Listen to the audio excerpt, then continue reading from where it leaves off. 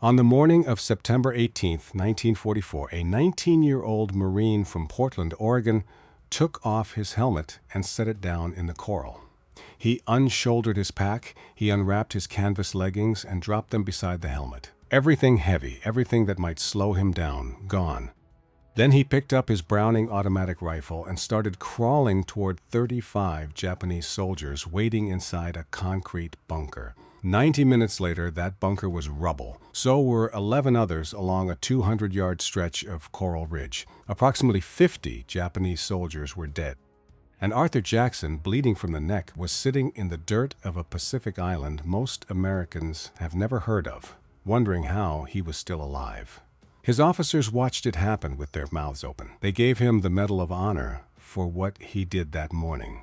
President Harry Truman placed the pale blue ribbon around his neck in the East Room of the White House. And then Arthur Jackson spent the next 73 years refusing to talk about it. This is the reason why. His name was Arthur Jr. Jackson. He was born on October 18, 1924, in Cleveland, Ohio. His family moved to Canton, then across the country to Portland, Oregon in 1939, chasing work in the middle of the Great Depression. He was quiet, not shy. Quiet in the way certain boys become quiet when they have already decided to be measured by what they do, not by what they say. He graduated from Grant High School. He took a job wiring electrical systems for a naval construction company up in Alaska. Then Pearl Harbor came, and he waited until he was old enough. In January of 1943, at 18 years old, Arthur Jackson walked into a Marine Corps recruiting office in Portland and signed his name. Every town in America had a boy like this in 1943. Every town. Boot camp at San Diego. Then a troop transport across the Pacific. Then Melbourne, Australia, where the 1st Marine Division was licking its wounds from Guadalcanal. Jackson was assigned to a machine gun team. Belt fed .30 caliber. Crew served. Heavy weapon, he hated it, not the danger. The weight. The waiting. A machine gunner waits for orders, waits for cover, waits for the assistant gunner to feed the belt. Jackson did not want to wait. He wanted to move. The 1st Marine Division came ashore at Cape Gloucester on the island of New Britain on December 26, 1943. Christmas dinner had been served the day before on a Navy destroyer. Then the ramps dropped and the men walked into a jungle so thick they could not see each other. Jackson's company lost 17 men to snipers and tripwires in the first days. He carried his machine gun through mud that swallowed him to the knees. And on one afternoon in that jungle campaign, on an exposed slope under Japanese fire, Arthur Jackson did something that got him noticed. A fellow Marine went down in the open, wounded, bleeding. Jackson set aside his machine gun. He went out under fire and brought the wounded man back. The Marine lived. Jackson received a letter of commendation. His officers marked his name. And here is the first thing about him that nobody has ever fully explained. When the campaign ended, when the papers were being cut for reassignment, Arthur Jackson did not ask to be moved to a safer position. He asked for the opposite. He asked to be transferred out of the machine gun team into a rifle platoon. He asked for a Browning automatic rifle, the Bay R, 20-round magazine, roughly 19 pounds of walnut and steel. And in a rifle platoon, the BR man walks at the front. The BR man draws the enemy's first fire. Because if you kill the BR, you kill the squad's ability to suppress. He asked for the more dangerous job. He never fully explained why. That was the man his country was about to send to Peleliu. By the summer of 1944, the American war machine had turned its face toward the Palau Islands. The plan was called Operation Stalemate 2. Admiral Chester Nimitz wanted the airfield on Peleliu as a staging area for General Douglas MacArthur's return to the Philippines. Command of the ground assault fell to Major General William Rupertus, commander of the 1st Marine Division. Rupertus was 55 years old, a career officer hungry for the victory that would define his war. The day before the landings, he stood before his officers and told them what to expect. He told them the operation would be short, rough, but fast. 3 days, maybe 2. He was wrong by 70. The Marines climbed down cargo nets into landing craft on the morning of September 15th, 1944. Arthur Jackson stood in a Higgins boat watching the naval bombardment tear the beach apart. Rocket ships fired volleys that turned the sky orange. 14-inch shells arched over their heads. Jackson tilted his chin up to watch, and his platoon leader barked at him to keep his head down. The landing was chaos from the first minute. The tracked amphibious vehicles that were supposed to carry them over the coral reef did not come. The landing craft driver dropped his ramp in 7 feet of water, hundreds of yards from shore. Jackson jumped. His boots hit the coral bottom. Water closed over his head. He tilted his face up, pushed off the sand, sank again. Around him, other Marines were doing the same. Their packs dragged them down, their rifles filled with salt water. Jackson turned to his assistant, Barman, a boy he had trained with for months, and said 7 words: "We run, and we don't stop." They ran. Bullets cracked past their ears. Marines went down in the surf and did not come up. Jackson kept running. Bear held over his head to keep it dry. Legs burning, lungs burning, the whole island burning. He reached the beach. He kept going. By nightfall, on that first day, nearly 1,300 Marines had been killed or wounded on Peleliu. And the reason nobody in American command had seen it coming was that nobody in American command understood what waited for them. The Japanese commander on Peleliu was Colonel Kunio Nakagawa, 46 years old, commander of the 2nd Infantry Regiment. About 10,900 defenders under his authority. He was not the loud kind of officer. He was not the fanatic Americans had been trained to expect. He was an engineer, a tactician, a man who had studied every Pacific Island battle and drawn a hard conclusion. The old way of fighting was suicide. Banzai charges did not work. Beach defenses did not work. Every time the Japanese massed on the shoreline and rushed the Marines head-on, they died in windrows and accomplished nothing.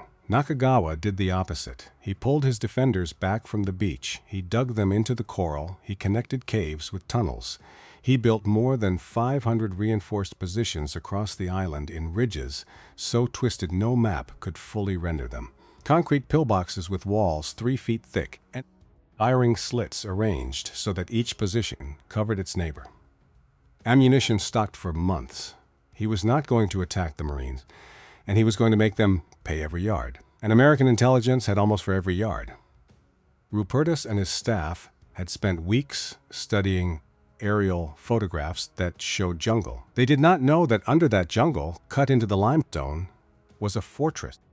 By the morning of September 18th, the 1st Marine Regiment had lost 70% of its landing strength.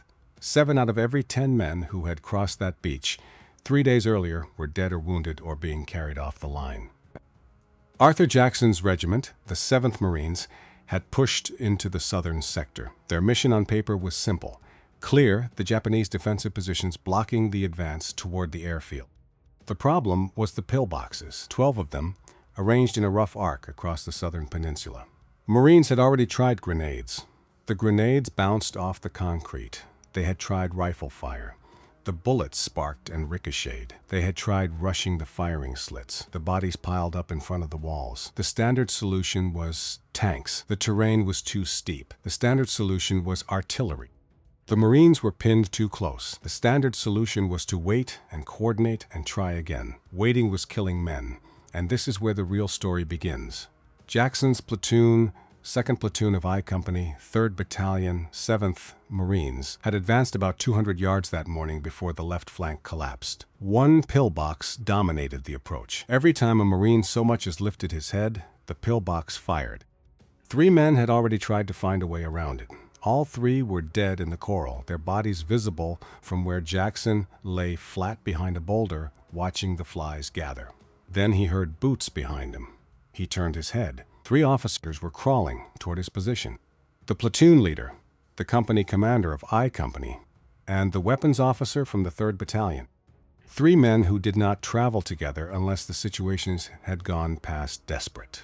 They gathered in the shallow depression behind Jackson's boulder. Sweat streaked their faces. The company commander pointed at the pillbox. He pointed at a shallow trench that snaked forward through the coral toward the enemy line, a fold in the ground barely deep enough to hide a man on his belly.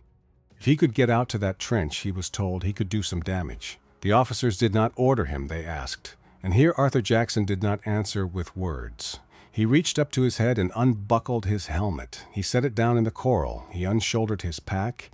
He unwrapped his canvas leggings and dropped them beside the helmet. Everything heavy, everything that might slow him down, gone. He kept his bayar.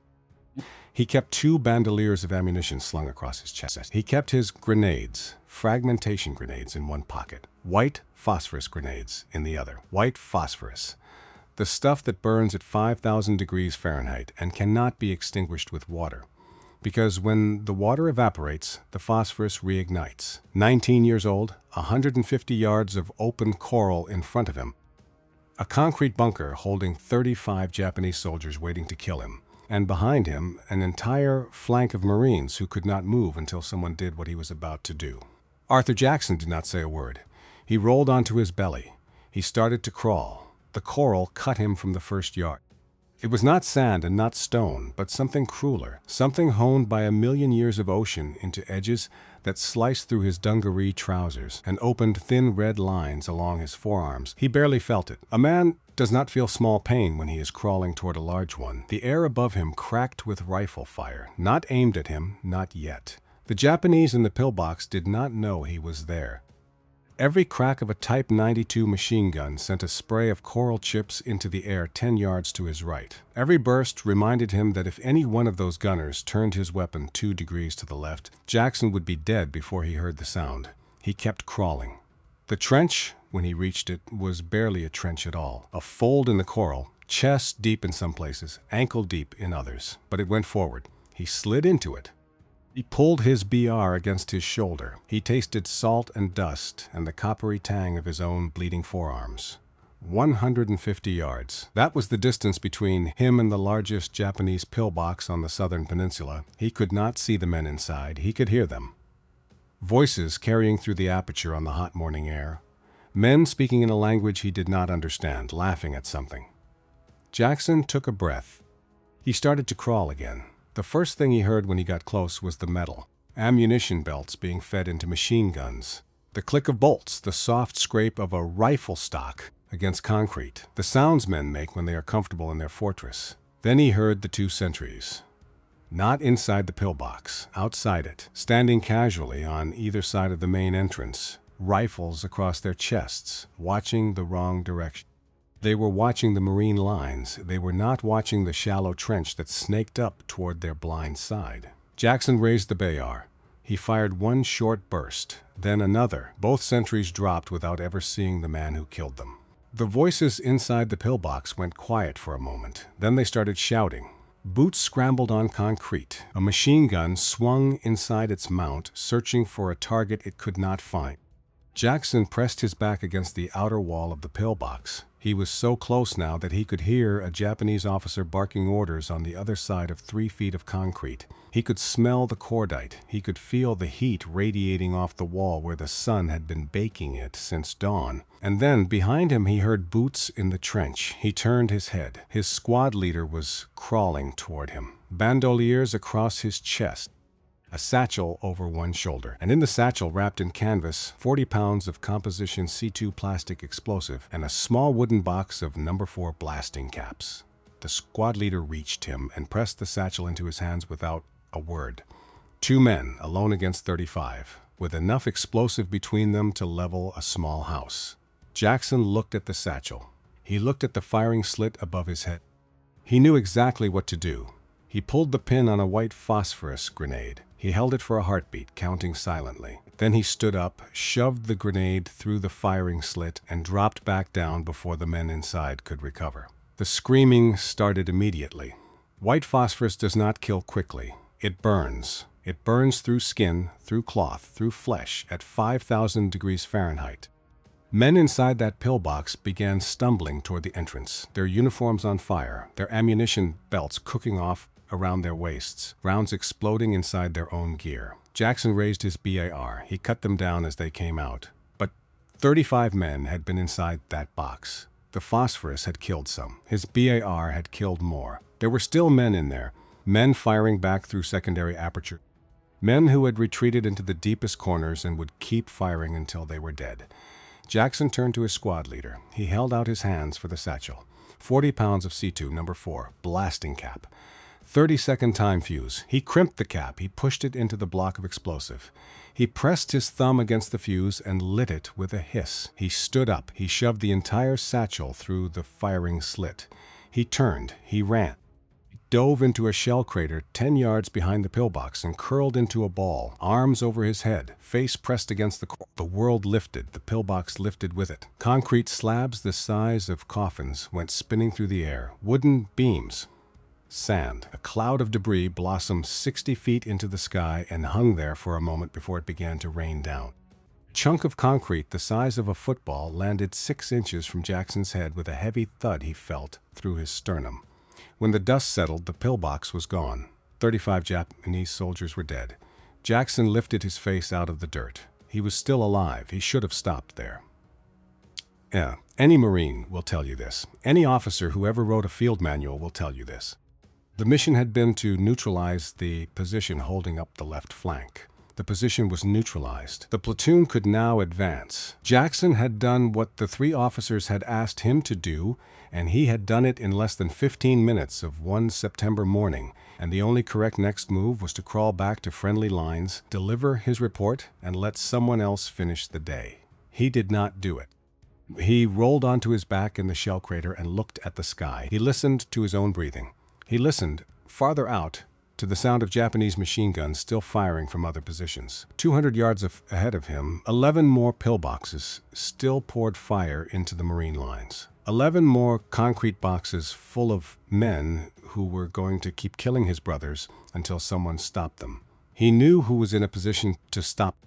Art Jackson checked his BAR. He checked his remaining grenades. He climbed out of the crater. He started walking toward the next pillbox, and here is where the story stops being about a battle and starts being about a man. The record is careful, and honesty demands we be careful with it.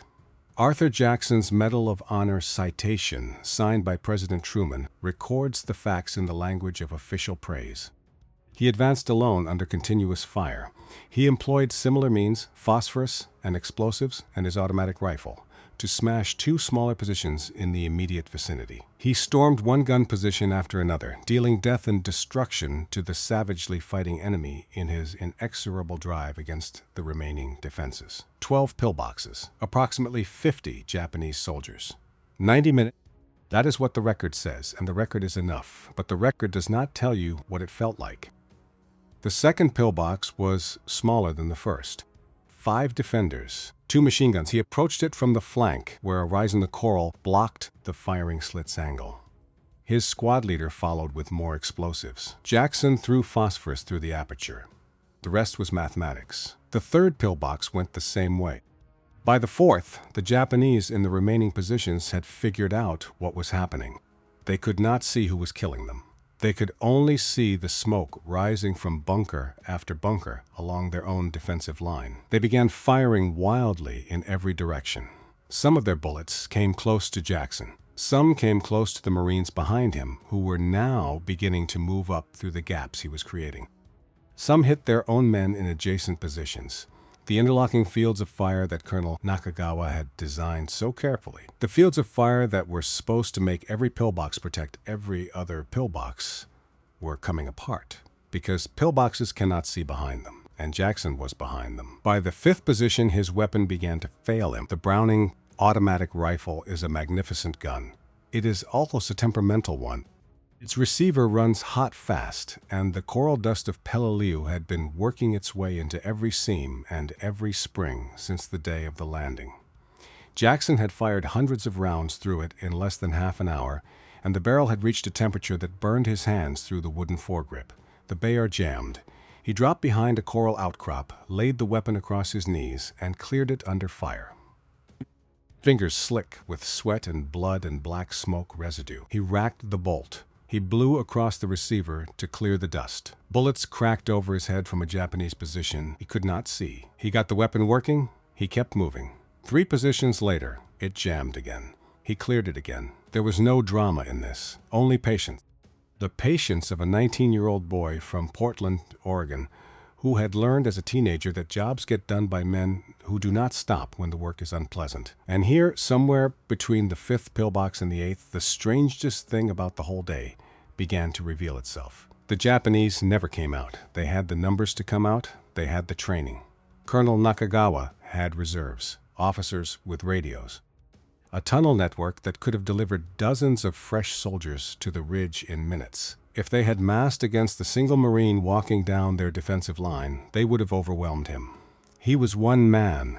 He was out of position. He was exposed. He was, in strictly military terms, an easy problem to solve. They did not solve it.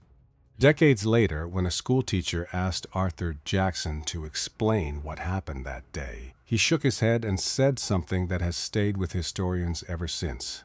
To this day, I do not understand why they didn't vacate some of those positions and come out after me. They must have thought there was more than one person doing all this.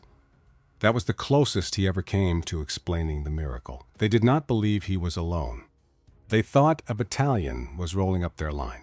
They thought there were teams of Marines flanking every position. They stayed inside their concrete boxes because their concrete boxes were the safest place they knew, and their commanders had told them to hold. And they held until the phosphorus came through the slit, and they died where they stood.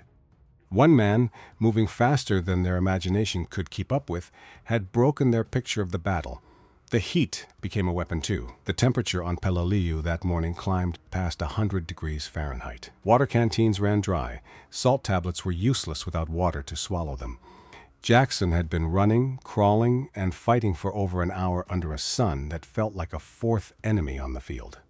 His vision began to shimmer at the edges. His hands began to shake. Years later, when he spoke to students at a high school living history day in Milwaukee, Oregon, he did not describe the pillboxes. He did not describe the men he killed. He described what his uniform looked like when it was over. It was so horribly hot and humid, he said, and we had very little water. We looked so ragged when we got off that island. He laughed then, in the way old men laugh at the absurdities they have survived. I could not take off my pants because the hair on my legs had grown through my pant legs, so I had to cut my pants off. The room of teenagers went quiet. They did not know what to do with the image, neither did the Marine sitting beside him. That was Peleliu. That was the war. That was the generation your father might have belonged to. That was the generation your grandfather might have been. Somewhere in the last third of that 90 minutes, he was hit. The bullet was a .45 caliber round. Where it came from, whether from a Japanese soldier who had acquired an American pistol or from a piece of stray fire in the chaos of the battle, was never determined. What was determined was where it struck him. It hit him in the neck. The round passed through the soft tissue on one side of his throat without hitting artery, spine, or windpipe. Somebody was watching over Arthur Jackson that morning. Whatever, you believe in something. He kept fighting. At some point in the final minutes, he ran out of ammunition. The Browning automatic rifle clicked on an empty chamber. His last magazine was gone. His grenades were mostly gone. A Marine rifle squad had pushed forward on his right, exploiting the gaps he had opened. Their sergeant took one look at Jackson out of ammunition and made the only decision that mattered. He signaled his men forward. He put his squad on line with the one man who had already broken the enemy's back. Together, they finished it. Not because Jackson could not have finished it alone. The record suggests he could have, and probably would have, but because Marines do not let one of their own bleed out finishing a fight they should be finishing beside him. The last of the 12 pillboxes went silent shortly after 9 in the morning. Jackson lowered his BR. His legs stopped working the way legs are supposed to. He sat down in the coral. He looked at his hands, which were shaking. He looked at the sky, which was very blue. He looked at the smoke rising from 12 broken bunkers along a 200-yard stretch of southern Peleliu. The Marines around him began to shout his name. They shouted it the way boys shout when a teammate has scored the winning run at a Little League game. They lifted him up. They slapped his shoulders. His feet did not quite touch the ground. Somewhere in that celebration, his body finally gave out. Heat exhaustion. Blood loss. The kind of exhaustion that has no name because it belongs only to men who have spent 90 minutes in the state. Arthur Jackson had just spent them in. He collapsed backward onto the coral. The last thing he saw before the darkness took him was the sun and the smoke and the faces of the Marines he had just saved, looking down at him like he was something they did not quite understand. He did not understand it either. He woke on a hospital ship. The USS Solace, a white vessel with a red cross painted on her side, floating in the calm water off Peleliu, catching the men the beach could not keep. Corpsmen moved through the wards in soft-soled shoes. Fans turned the sheets on his cot with the first clean cloth Arthur Jackson had touched in 3 weeks. He had been on Peleliu for 1 week. That was all. 7 days on that coral island. One morning of 90 minutes that would follow him for the rest of his life. The Solace took him to Noumea in New Caledonia. 3 weeks in a hospital ward with palm trees outside the windows and mosquitoes at night. Then transport to the Russell Islands for training. Then back to the war.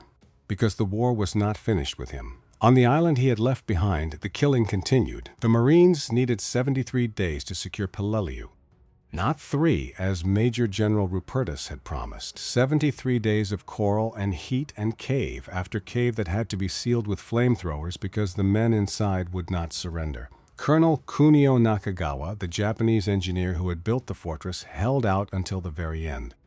On the 24th of November, 1944, with his defensive network reduced to a few final caves in the northern ridges, Nakagawa and Major General Kenjiro Murai committed ritual suicide together, side by side, rather than surrender. 3 days later, the island was declared secure. The final count was almost too painful to read. 1,800 American Marines dead, over 8,000 wounded. 10,700 Japanese defenders killed, with only a handful taken prisoner. Historians would later debate whether the island had needed to be taken at all. Those debates would happen in air-conditioned university offices decades later. They would not undo the 1,800 families that received folded flags. And they would not, could not, diminish what men like Arthur Jackson had done in the Coral. Because a Marine does not choose his war. He only chooses how he fights it. Arthur Jackson did not know any of these debates yet. He would not know them for years. He healed. He trained. He went back. Okinawa was the last great battle of the Pacific War, and it was worse than Peleliu. Jackson landed with the 1st Marine Division in April of 1945, now a platoon sergeant, promoted for the work he had done in the Coral. He fought through the mud and the rain and the ridges. On the 18th of May, exactly 8 months to the day since his 90 minutes on Peleliu, he was hit again. Another neck wound, the opposite side this time, another round that missed the artery by a fraction. His fellow Marines, watching him come back a second time with his neck wrapped in white gauze, began calling him the only true leatherneck in the outfit. It was a grim joke. It was also, for those who understood, a kind of love. In August of 1945, while Jackson was still recovering, 2 atomic bombs ended the war he had been fighting since he was 18 years old. That same month, the Marine Corps commissioned him a 2nd lieutenant, 20 years old, 2 Purple Hearts, and now an officer. On the 5th of October, 1945, Arthur Jackson stood in the East Room of the White House. He wore his dress blues, his hair was cut short, his neck, under the collar, still carried the scars of 2 enemy rounds. President Harry Truman walked out to meet him. Truman was 61 years old, a former artillery captain from the First World War, a man who had known combat in his own way. President who had made the decision to drop the atomic bombs and who now stood in his own White House, placing medals around the necks of the boys who had made it through. The citation was read aloud. Conspicuous gallantry and intrepidity at the risk of his life above and beyond the call of duty. 12 pillboxes, 50 Japanese soldiers. The president looped the pale blue ribbon around Jackson's neck. The Medal of Honor, the highest decoration the United States can give, hung against his chest. Truman shook his hand. Photographers took pictures. Jackson smiled the way a young man smiles when he does not know what else to do with his face. He was 20 years old. He was going home. He thought the story was over. It was not. He served in northern China during the post-war occupation. He tried civilian life and found he could not stand it.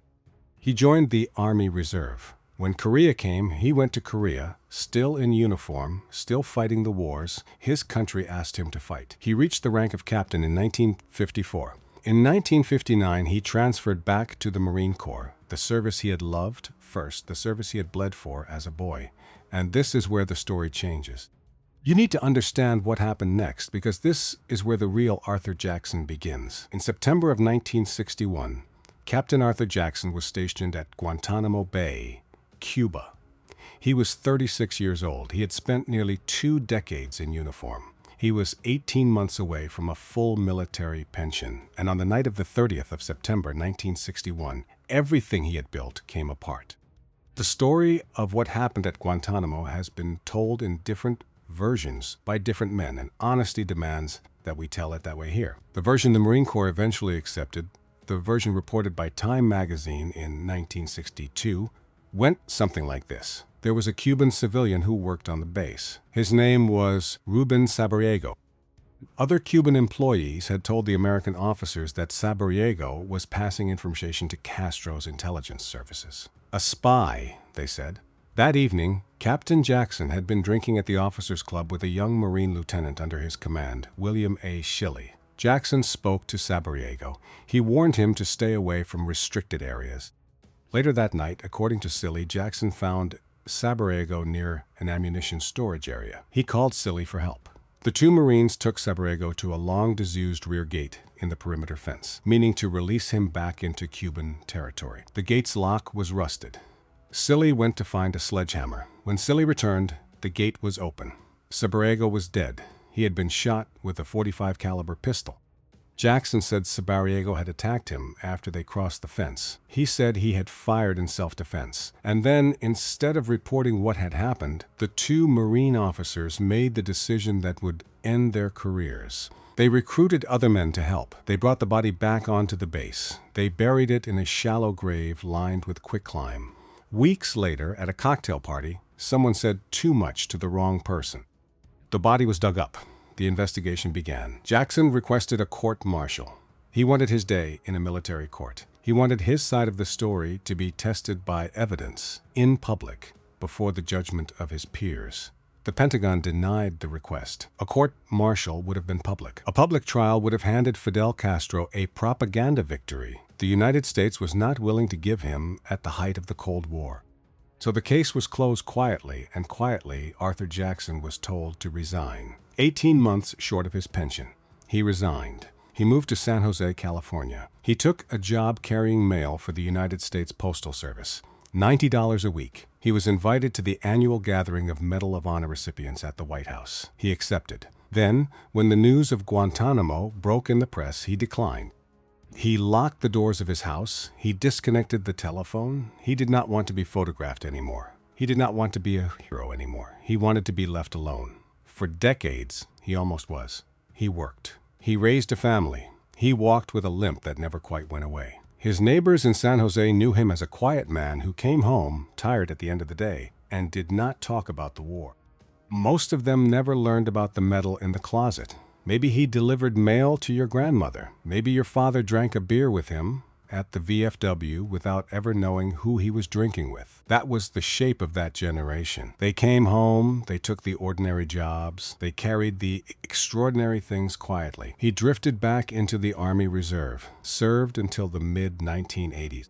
Retired as a captain with more than 40 years of combined military service, counting every branch and every reserve billet he had passed through.